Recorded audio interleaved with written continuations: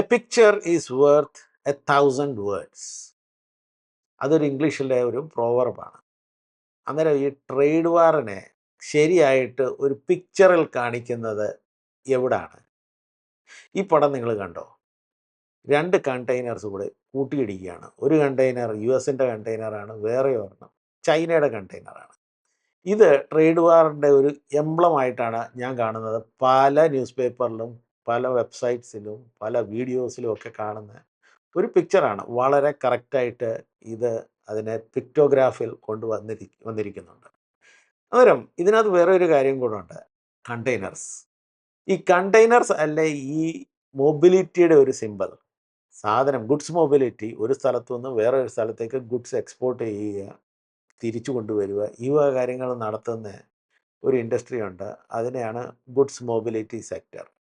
അന്നേരം ഇന്ത്യയുടെ goods mobility സെക്ടറിൻ്റെ ഒരു ലീഡറിനെ കുറിച്ചാണ് ഇന്ന് വിശകലനം ചെയ്യുന്നത്. നമ്മുടെ ഒരു പ്രേക്ഷകൻ്റെ ചോദ്യമായിരുന്നു ജൂപ്പിറ്റർ വാഗൺസ് ലിമിറ്റഡിനെ കുറിച്ച് ഈ അനലൈസിസ് ചെയ്യാൻ പറ്റുമോ എന്നുള്ള കാര്യം.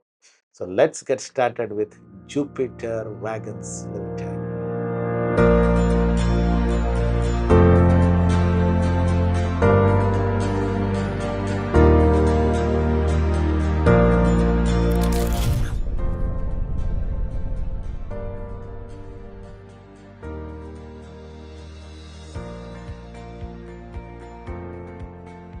അപ്പോൾ ഫിനാൻഷ്യൽ ആംഗിളിലേക്ക് വരുന്നതിന് മുമ്പേ ആ ഇൻഡസ്ട്രിയുടെ സ്കോപ്പ് എന്താണ്, അത് എവിടെ ഉണ്ട്, അങ്ങനെയൊക്കെയുള്ള ഡീറ്റെയിൽസ് നമുക്കൊന്ന് മനസ്സിലാക്കുന്നത് വളരെ നല്ല കാര്യമാണ്. ഈ ജൂപ്പിറ്റർ വാഗൺസ് എന്ന് പറഞ്ഞ കമ്പനി അത് പ്രൈവറ്റ് സെക്ടറിൻ്റെ ഏക സ്റ്റോക്കാണ്, മോണോപ്പൊളിയാണ്.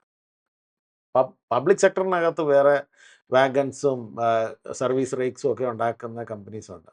നമ്മുടെ ICF റെയിൽ കോച്ച് ഫാക്ടറീസ് അങ്ങനെയൊക്കെ ഉണ്ട്. പക്ഷേ പ്രൈവറ്റ് സെക്ടറിനകത്ത് ഏക സ്റ്റോക്കാണ്. So you can say it's almost a monopoly. Private sector മോണോപ്പൊളിയാണ്. ഇത് അണ്ടർ മേക്ക് ഇൻ ഇന്ത്യ സ്കീമിൽ വരുന്ന ഒരു ഇൻഡസ്ട്രിയാണ്. നേരത്തെ ഒരു കമ്പനി ഉണ്ടായിരുന്നു, commercial engineers and body builders company limited എന്ന് പറഞ്ഞ് ഒരു കമ്പനി ഉണ്ടായിരുന്നു, സെപ്കോ എന്ന് പറഞ്ഞ CBBCO. അതും ജൂപ്പിറ്റർ വാഗൺസും കൂടെ മെർജ് ചെയ്തിട്ടാണ് ഇപ്പോഴത്തെ ജൂപ്പിറ്റർ വാഗൺസ് വന്നിരിക്കുന്നത്. 2019 ആ മെർജർ നടന്നിരിക്കുന്നത്. അത് കഴിഞ്ഞിട്ട് പിന്നെ അത് പബ്ലിക്ലി ലിസ്റ്റഡ് സ്റ്റോക്കൊക്കെ ആയി. 2022 തോന്നുന്നു പബ്ലിക്ലി ലിസ്റ്റഡ് സ്റ്റോക്കൊക്കെ ആയത്. അന്നേരം അവരെന്താണാവോ ചെയ്യുന്നത്? അവരുടെ മെയിൻ ഫോക്കസ് എന്താണ്? അവർ റെയിൽ ഫ്രീറ്റ് വാഗൺസ് നിർമ്മിക്കുന്നു. ഈ പണം കണ്ടോ? ഈ സാധനങ്ങളൊക്കെ അവരുണ്ടാക്കുന്നതാണ് റെയിൽ ഫ്രീറ്റ് വാഗൺസ്. കൊമേർഷ്യൽ വെഹിക്കിൾസ് വരെ അവരുണ്ടാക്കുന്നുണ്ട്. പിന്നെ അവർ ഈ ഇന്ത്യൻ റെയിൽവേസിൻ്റെ ബ്രേക്കിംഗ് സിസ്റ്റംസും ബോഗീസും ഇതൊക്കെ അവരുണ്ടാക്കുന്നതാണ്. ബോഗീസ് എന്ന് പറഞ്ഞു കഴിഞ്ഞാൽ നമ്മുടെ പലർക്കും ഒരു ചിന്തയുണ്ട്, ബോഗീസ് എന്ന് പറഞ്ഞു കഴിഞ്ഞാൽ ആ കോച്ചാണ്. അല്ല, ബോഗീസ് എന്ന് പറഞ്ഞു കഴിഞ്ഞാൽ ആ വീലിനെ ഘടിപ്പിച്ച് നിർത്തുന്ന ആ യന്ത്രമുണ്ടല്ലോ, അതിനെയാണ് ബോഗീസ് എന്ന് പറയുന്നത്. ഈ പടം ഒന്ന് കണ്ടു കേട്ടോ, ഈ സാധനമാണ് ബോഗീസ്. ഈ വക കാര്യങ്ങളൊക്കെ അവർ ധാരാളമായിട്ട് നിർമ്മിച്ചിട്ട് ഇന്ത്യൻ റെയിൽവേസിനാണ് കൊടുക്കുന്നത്. ഇപ്പോൾ അവർ ഈ ഡൽഹി മെട്രോയുടെ ബോഗീസ് അല്ല, സോറി, കോച്ചസ്, എനിക്കും ആ തെറ്റ് വരുന്നുണ്ട്, കോച്ചസും നിർമ്മിക്കുന്നുണ്ട്. അന്നേരം ഗ്രാജ്വലി അവർ വന്ദേ ഭാരത്തിൻ്റെ കോച്ചസ് വരെ നിർമ്മിക്കുവാനുള്ള ടോക്സിൽ അവർ ഏർപ്പെട്ടിരിക്കുകയാണ്. So that is a great thing for this company. പക്ഷേ എന്നാലും ഇവരുടെ major revenue goods coaches and കണ്ടെയ്നർസിലാണ് വരുന്നത്. പിന്നെ ഇതിൻ്റെ ഇച്ചിരൂടും ഡീറ്റെയിലൊക്കെ ഞാനൊന്ന് നോക്കട്ടെ. ഇതിനകത്ത് അവർ പറയുന്നതെന്ന് വെച്ച് കഴിഞ്ഞാൽ ടിപ്പർ ലോറീസ്, ഇതും അവർ ചെയ്യുന്നുണ്ട്, ടിപ്പർ ലോറീസ്. പിന്നെ അവർ ഈ അമേരിക്കയിലെ നാസ്ഡാക്ക് ലിസ്റ്റഡ് ഒരു കമ്പനിയുണ്ട്. ആ കമ്പനിയുടെ പേരാണ് ഗ്രീൻ പവർ മോട്ടോർ കമ്പനി. അവരുമായിട്ട് ചേർന്നിട്ട് ഇവർ ഇലക്ട്രിക് ട്രക്സ് ഉണ്ടാക്കുന്നുണ്ട്. 7 ടൺ ഇലക്ട്രിക് ട്രക്സ് ഉണ്ടാക്കിയിട്ട് ആ ട്രക്ക് ഇവർ കൊമേർഷ്യലി ഇന്ത്യയിലും ഔട്ട്സൈഡ് ഇന്ത്യയിലും അവർ വിൽക്കുന്നുണ്ട്. 7 ടൺ ട്രക്സ് ഫുള്ളി ഇലക്ട്രിക്കൽ ഓപ്പറേറ്റഡാണ് കേട്ടോ. നമ്മുടെ ഫണ്ടമെൻ്റൽ അനാലിസിസിൻ്റെ ഡേറ്റ അനാലിസിസ് പാർട്ടിലോട്ട് കിടക്കുന്നതിന് മുമ്പ് ഈ കമ്പനിയെക്കുറിച്ചുള്ള ചില ഹൈലൈറ്റ്സ് നമ്മൾ അറിഞ്ഞിരിക്കേണ്ടത് ആവശ്യമാണ്. ഇതൊരു കൽക്കട്ട ആസ്ഥാനമാക്കി പ്രവർത്തിക്കുന്ന കമ്പനിയാണ്. പക്ഷേ ഇതിൻ്റെ മാനുഫാക്ചറിങ് യൂണിറ്റ്സ്, അങ്ങനെ ഫാക്ടറീസൊക്കെ ജാംഷഡ്പൂർ, ഇൻഡോർ, ജബൽപൂർ അങ്ങനെയൊക്കെയുള്ള സ്ഥലങ്ങളിലാണ്. ഛത്തീസ്ഗഡിലുണ്ട്, ഒഡീഷയിലുണ്ട്. ഇതൊക്കെ ഏതാണ്ട് പ്രോസസ്സിങ് യൂണിറ്റൊക്കെ ഉണ്ട്. അന്നേരം അത് യൂഷ്വലി അതിൻ്റെ കാരണം എന്ന് വെച്ച് കഴിഞ്ഞാൽ ഇവിടെയൊക്കെ സ്റ്റീൽ പ്ലാന്റ്സ് കൂടുതലായിട്ടുള്ള സ്ഥലമാണ്. അന്നേരം സ്റ്റീൽ പ്ലാന്റ്സ് കൂടുതലായിട്ടുള്ള സ്ഥലങ്ങളിൽ ഇവർക്ക് ജിയോ ലൊക്കേഷൻ കാരണം പ്രൊക്യൂർമെൻറ്റ് ഈസി ആണെന്നുള്ള ഒരു അഡ്വാൻറ്റേജും കൂടെ ഉണ്ട്. പിന്നെ രണ്ടാമത്തെ ഒരു കാര്യം എന്ന് വെച്ച് കഴിഞ്ഞാൽ ഈ കമ്പനിക്ക് 7,200 crore റുപ്പീസിൻ്റെ എക്സിസ്റ്റിംഗ് ഓർഡർ ബുക്കുണ്ട് ഇന്ത്യൻ റെയിൽവേസിൽ നിന്നുള്ള കാര്യം. അന്നേരം ഇന്ത്യൻ റെയിൽവേസിൽ നിന്ന് 7,200 crore ഓർഡർ ബുക്ക് ഉണ്ടെങ്കിൽ they are at advantages position. എന്നിട്ട് ഇത് എല്ലാ വർഷവും ഈ ഓർഡർ ബുക്ക് ഒരു 1,000 crore അല്ലെങ്കിൽ 1,500 crore ആയിട്ട് എക്സ്റ്റെൻഡ് ആയിക്കൊണ്ട് ഇരിക്കുകയും ചെയ്യുന്ന ഒരു കമ്പനിയാണ്. പിന്നെ ഇപ്പോഴത്തെ ആ സിറ്റുവേഷൻ നോക്കിക്കഴിഞ്ഞാൽ 8,000 million tons പെർ ആനത്തിൻ്റെ ഫൗണ്ടറി കപ്പാസിറ്റിയാണ് ഇപ്പോൾ അവർക്കുള്ളത്. എല്ലാ വർഷവും അവർ 10,000 വാഗൺസ് ആണ് മാനുഫാക്ചർ ചെയ്ത് കൊടുക്കുന്നത്. അത് പയ്യെ പയ്യെ അവർ കൂട്ടിക്കൊണ്ടിരിക്കുകയാണ്. ഇപ്പോൾ 2025 28,000 വീലിൻ്റെ അസെറ്റ്സ് ഉണ്ടല്ലോ, നമ്മുടെ ബോഗീസിൻ്റെ, അതാണ് മാനുഫാക്ചർ ചെയ്യുന്നത്. സോ അത്രമാത്രം ഹൈ കപ്പാസിറ്റി ഉള്ള കമ്പനിയാണ്. And they are growing rapidly. So that's A great plus point four this company. പിന്നെ ഇതൊരു മിഡ് ക്യാപ് കമ്പനിയാണ്. 16,000 സംതിങ് ഉള്ള ഒരു കമ്പനിയാണ്. സോ ഈ വക കാര്യങ്ങൾ നമ്മൾ അറിഞ്ഞിരിക്കണം. So let's get into the financial part or the data part. ഈ കമ്പനി ഇപ്പോൾ മാർക്കറ്റ് പ്രൈസ് 384 റുപ്പീസാണ്.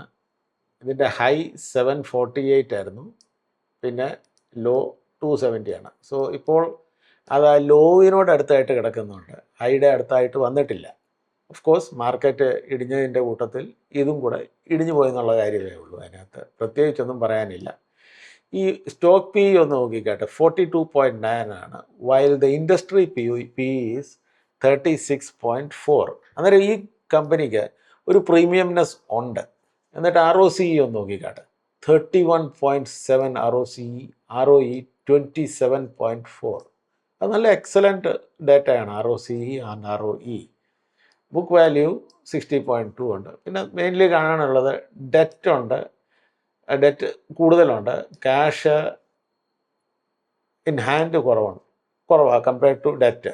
ബട്ട് സ്റ്റിൽ ഇങ്ങനത്തെ ഒരു ബിസിനസ്സിനകത്ത് ഈ 220 crore ഡെറ്റ് ഉള്ളത് I don't think it is a big problem. Because ഇതിൻ്റെ ആ റേറ്റ് നോക്കുക, ട്രേഡ് റിസീവബിളും 494 ആണ്, ട്രേഡ് പേയബിൾ 404. സോ ഇതിനകത്ത് ഇച്ചിരി ഡിലേ ഉണ്ട് പേയ്മെൻറ്റ്സ് ഒക്കെ വരുന്നതിനകത്ത്. ബട്ട് ഇതൊരു ഹെവി എഞ്ചിനീയറിങ് കമ്പനി ആയതുകൊണ്ട് this is all an acceptable thing. ഇപ്പോൾ OPM നോക്ക്, operating profit margin 13.8, excellent, very excellent. എന്നിട്ട് ഇതിൻ്റെ ഈ നമ്മളൊന്ന് പ്രൈസിൻ്റെ ലിസ്റ്റ് ഒന്ന് നോക്കിക്കാട്ടെ. ഇപ്പോൾ മാർക്കറ്റ് വീണ് കിടന്നപ്പോൾ വീണുപോയി, still it is coming back up. So this is a very upcoming ഇൻഡസ്ട്രിയാണ്. എന്നിട്ട് ഇപ്പോൾ ഇതിൻ്റെ ഈ 200 day ആവറേജ് ഉണ്ടല്ലോ, മൂവിങ് ആവറേജ്, അതിനെക്കാട്ടിയും താഴെ കിടപ്പുണ്ട്. പക്ഷേ 50 day മൂവിങ് ആവറേജിനെക്കാട്ടി മുകളിൽ പോയിട്ടുണ്ട്. So I think if you intend to buy, this is a good point to buy. അത് ഞാൻ പറയാൻ പറ്റും. പിന്നെ company has delivered a good profit growth of 80.1 CAGR for the last 5 years. അങ്ങനെയൊക്കെയുള്ള കമ്പനീസ് വളരെ കുറവാണ്. 80.1% CAGR consistently for last 5 years. Debtor days have increased from 35.6 to 47. Because ഇത് വലിയ ഹ്യൂജ് വാഗൺ കമ്പനി ആയതുകൊണ്ട് ഡെറ്റർ ഡേയ്സ് കൂടുന്നതിനകത്ത് പ്രശ്നമൊന്നുമില്ല. But who is the debtor, അതാണ് important. ഇത് ഗവൺമെൻറ് ഓഫ് ഇന്ത്യ ആണ് മാക്സിമം ഡെറ്റർ. അന്നേരം ഗവൺമെൻറ് ഓഫ് ഇന്ത്യ പറ്റിച്ചുകൊണ്ട് പോകത്തൊന്നുമില്ലല്ലോ, ഡിലേ ഓഫ് പേയ്മെൻറ്റ്സ് നടക്കും, which I don't think is a big problem with this company. എന്നിട്ട് പ്രോഫിറ്റ് മാർജിൻ എന്ന് വെച്ചാൽ Y-on-Y പ്രോഫിറ്റ് നോക്കിക്കഴിഞ്ഞ് കഴിഞ്ഞാൽ 17%, 17.34 ഉണ്ട്. വളരെ നല്ല ഡേറ്റയാണ് ഈ കാണുന്ന data. I don't think there is really a issue with this stock in any way. പിന്നെ operating profit over the years, quarterly results 23 crores ആയിരുന്നു December 2021. അത് കഴിഞ്ഞിട്ട് ഇപ്പോൾ കിടക്കുന്ന കണ്ടില്ല 141 crores. എന്നിട്ട് ഓപ്പറേറ്റിംഗ് പ്രോഫിറ്റ് മാർജിൻ നേരത്തെ പറഞ്ഞ പോലെ 14% വരുന്നുണ്ട്. Net profit also increasing consistently, it's A very good increase. പിന്നെ ആനുവൽ ഫിഗേഴ്സ് കണ്ടു കഴിഞ്ഞാലും ഓപ്പറേറ്റിംഗ് പ്രോഫിറ്റ് 551 ഉണ്ട് TTM. പിന്നെ പ്രോഫിറ്റ് ബിഫോർ ടാക്സും നെറ്റ് പ്രോഫിറ്റും ഒക്കെ വളരെ എക്സലൻ്റ് ആയിട്ട് വരുന്നുണ്ട്. ഇവിടെ ഇച്ചിരി നെഗറ്റീവ് ഗ്രോത്ത് ഉണ്ടായിരുന്നു. പക്ഷേ അത് കഴിഞ്ഞിട്ട് it's come back to normal way of functioning. പിന്നെ ഈ നമുക്കറിയാമല്ലോ ഇതിൻ്റെ ബോറോയിങ്സ് എന്ന് വെച്ച് കഴിഞ്ഞാൽ ഇത് 394 ഷോർട്ട് ടേം ബോറോയിങ്സ് ഉണ്ട്. I don't think that is a big problem. Liabilities, assets. I think this is an excellent result.